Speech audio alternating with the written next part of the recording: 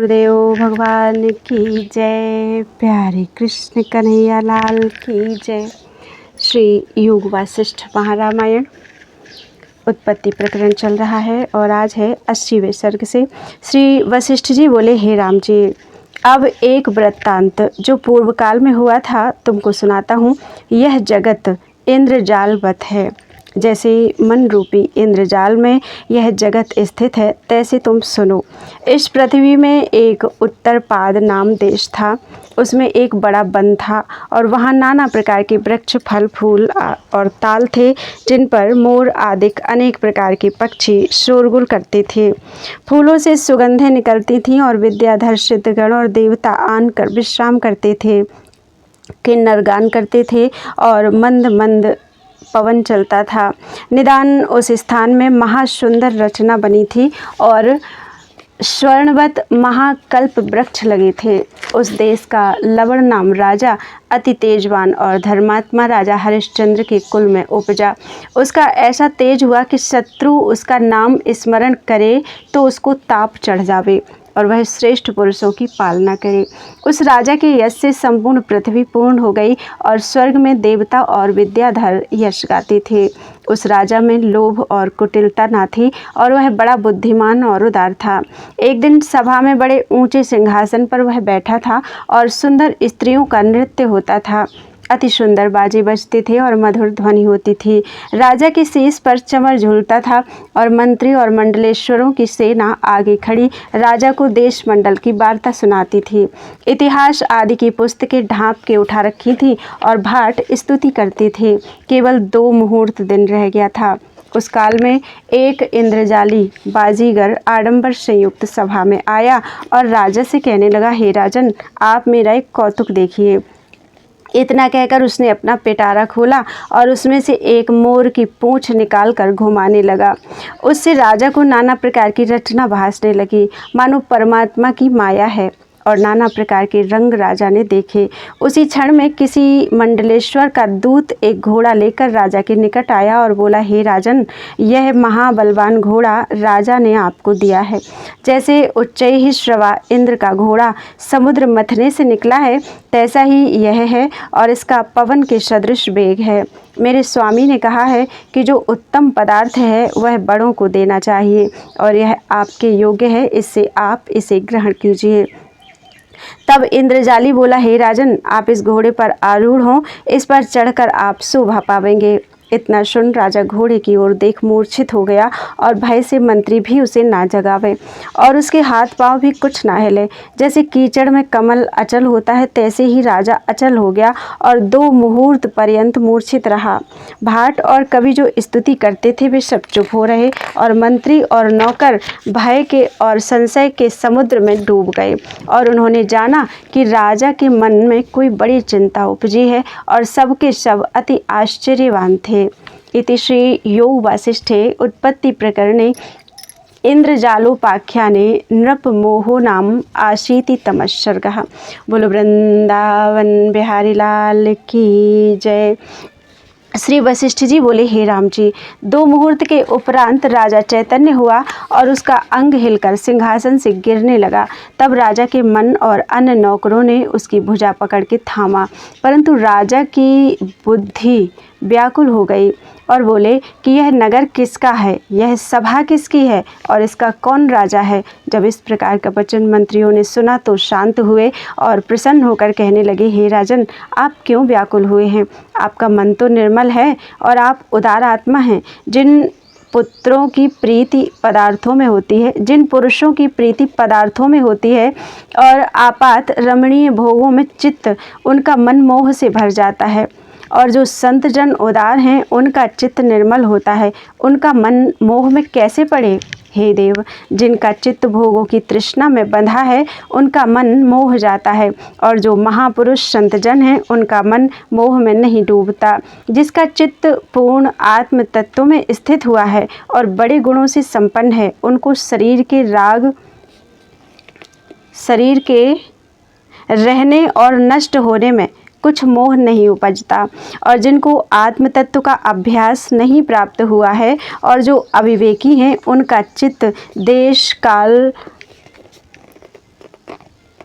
मन और औषध के बस से मोह को प्राप्त होता है। आपका चित्त तो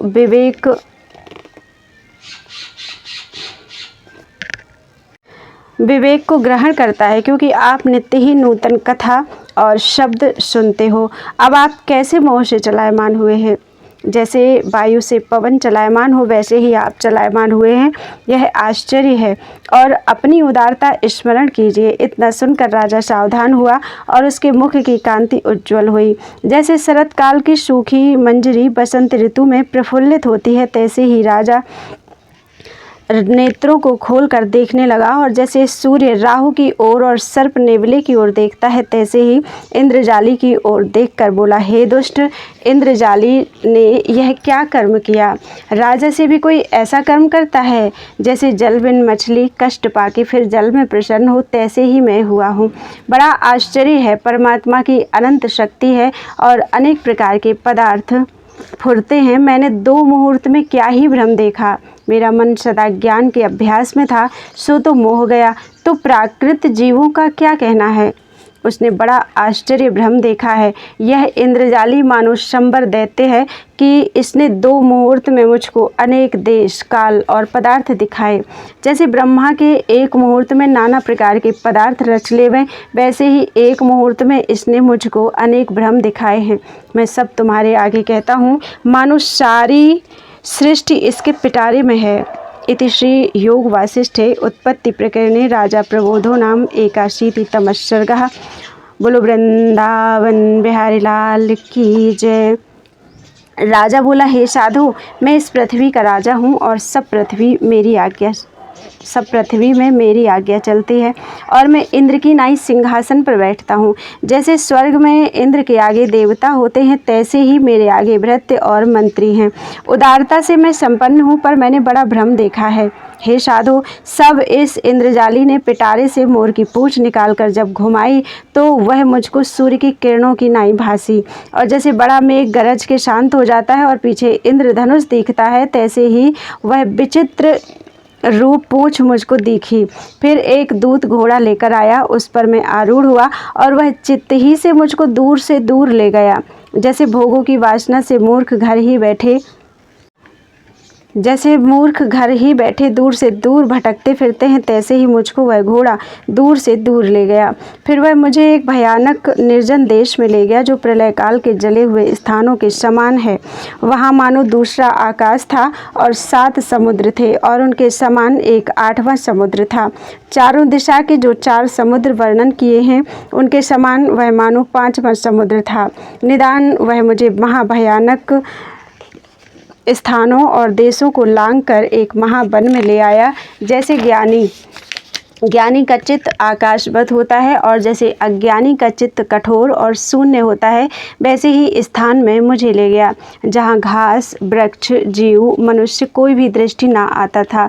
वहाँ मैं महाकष्ट और दीनता को प्राप्त हुआ।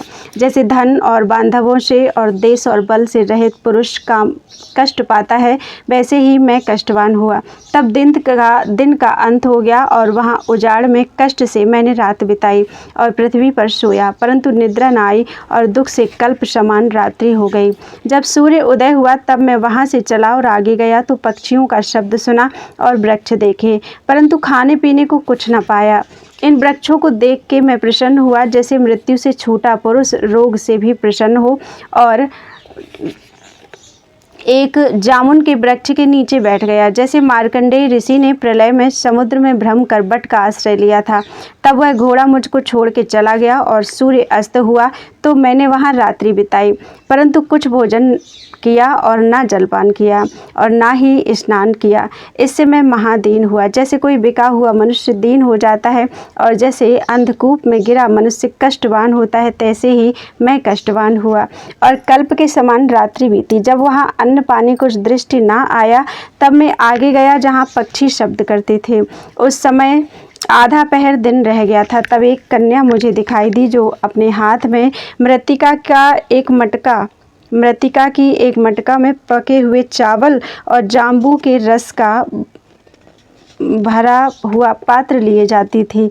मैं उसके सम्मुख आया, जैसे रात्रि के सम्मुख चंद्रमा आता है, और कहा कि हे बाले, मुझको भोजन दे, मैं क्षुधा से आतुर हूँ।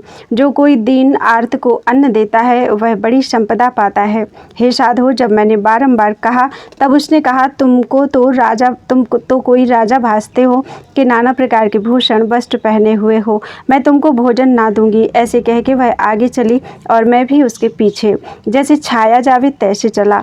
मैं कहता जाता था कि हे बाले, मुझे भोजन दो कि मेरी क्षुधा शांत हो। और वह कहती, हे राजन, हम नीच हैं, अपने प्रयोजन बिना किसी को भोजन नहीं देते। जो तुम मेरे भर्ता हो तो मैं तुमको यह अन्न अपने पिता के निमित्त ले चली हूँ दूँ। मेरे पिता मशान में बैताल की नाई अवधूत हो बैठा है और घूर के से अंग भरे हैं। जो तुम मेरे भर्ता बनो तो मैं देती हूँ, क्योंकि भर्ता प्राणों से भी प्यारा होता है। पिता से क्षमा करा लूँगी। मैंने कहा, अच्छा, मैं तुझसे विवाह करूँगा, पर मुझे भोजन दे। हे साधो, ऐसा कौन है जो ऐसी आपदा में अपने वर्णाश्रम के धर्म को दृढ़ रखे। उसने मुझको आधा भोजन और आधा जंबू का रस दिया। उसे भोजन कर मैं कुछ शांतिमान हुआ, परंतु मेरा मोह निवृत्त ना हुआ। तब उसने मेरे दोनों हाथ पकड़ के मुझको आगे कर लिया और अपने पिता के निकट ले गई, जैसे पापी को यमदूत ले जाते हैं, और कहा, हे पिता, यह मैंने भर्ता किया है। उसके पिता ने कहा, अच्छा किया, और ऐसा कहकर चावल और जाम्बू के रस का भोजन किया। फिर उसके पिता ने कहा, हे पुत्री, इसको अपने घर ले जा। तब वह मुझको अपने घर ले गई, और जब अपने घर के निकट गई तब मैंने देखा कि वहाँ अस्थि, मांस और रुधिर हैं, और कुत्ते, गर्दभ, हस्ती आदि जीवों की खालें पड़ी हैं। उनको लांघ कर वह मुझे अपने घर में ले गई, जैसे पापी को नरक में यमदूत ले जाते हैं। वहाँ से एक बगीचा था, उसमें जाकर वह अपनी माता के पास मुझे ले गई और कहा, हे माता, यह तेरा जामात्र हुआ है। माता ने कहा, अच्छी बात है। निदान उनके घर हमने विश्राम किया, और उस चांडाली ने मुझको जो भोजन दिया उसको मैंने भोजन किया, मानो अनेक जन्मों के पाप भोगे। फिर विवाह का दिन नियत किया गया, और उस दिन मैंने विवाह किया। चांडाल हंसते थे और नृत्य करते थे, मानो मेरे पाप नृत्य करते थे। इति श्री योग वासिष्ठे उत्पत्ति प्रकरणे चांडाली विवाह वर्णन नाम द्वयशीतितमः सर्गः। बोलो वृंदावन बिहारी लाल की जय। राजा बोले, हे साधु, बहुत क्या कहूँ। 7 दिन तक विवाह का उत्साह रहा, और फिर वहाँ में एक बड़ा चांडाल हुआ। 8 महीने वहाँ रह के फिर मैं और स्थानों में रहा। निदान वह चांडाली गर्भवती हुई, और उससे एक कन्या उत्पन्न हुई, जो शीघ्र ही बढ़ गई। 3 वर्ष पीछे एक बालक उत्पन्न हुआ, और फिर एक पुत्र और एक कन्या और भी उत्पन्न हुई। इसी प्रकार उससे 3 पुत्र और 3 कन्या उत्पन्न हुई, और मैं एक बड़ा परिवारवान चांडाल हुआ। उस चांडाली सहित मैं काल पर्यंत चांडालों में विचरता रहा, और जैसे जाल में पक्षी बंध जाता है तैसे ही मैं उनमें बंधवान हुआ। हे साधो, उनमें मैंने बड़े कष्ट पाए। प्रथम जिस सिर में रेशम का वस्त्र भी चुभता था उस पर मैं भार उठाऊं, नीचे नंगे चरण जलें और सिर पर सूर्य तपे, रात्रि को मैं कांटों पर सोऊं, कोई वस्त्र ना मिले और जीव जंतुओं के लोहू से भरे हुए और गीले पुराने कपड़े सिरहाने रखूं, कुक्कुट, हस्ती आदि अशुचि पदार्थों का भोजन करूं और उनके रुधिर का पान करूं। ऐसी मेरी चेष्टा हो गई कि जाल से पक्षी मारूं, बंसी से मच्छ, कच्छ आदि पकड़ूं, अनेक प्रकार के क्रूर नीच कर्म करूं, और जैसी कैसी वस्तु मिले उसे भोजन करूं। निदान ऐसी व्यवस्था हो गई कि अस्थि मांस के निमित्त हम आपस में, और शीतकाल में शीत से, उष्ण काल में उष्णता से कष्टवान हों। इससे मेरा शरीर बहुत कृश हो गया और अवस्था भी वृद्ध हुई। मसानों में हमारा बहुत काल व्यतीत हुआ, और मांस और रक्त पान करते रहे। जो हस्ती आदि पशु आवे उनको हम मारें, जैसे चंडिका ने दैत्यों को मारा था, और उनकी आंतड़ें और चमड़े तले बिछा के सोवें और सिरहाने रखें। ऐसे ही चिरकाल पर्यंत हम चेष्टा करते रहे, और बंधुओं में बहुत स्नेह बढ़ गया। पर वर्षा काल की नदी की नाई हमारी तृष्णा बढ़ती जाती थी। जिन मृत्तिका के पात्रों में चांडाल भोजन कर जाते थे उन्हीं बासनों में हम भी भोजन करते थे।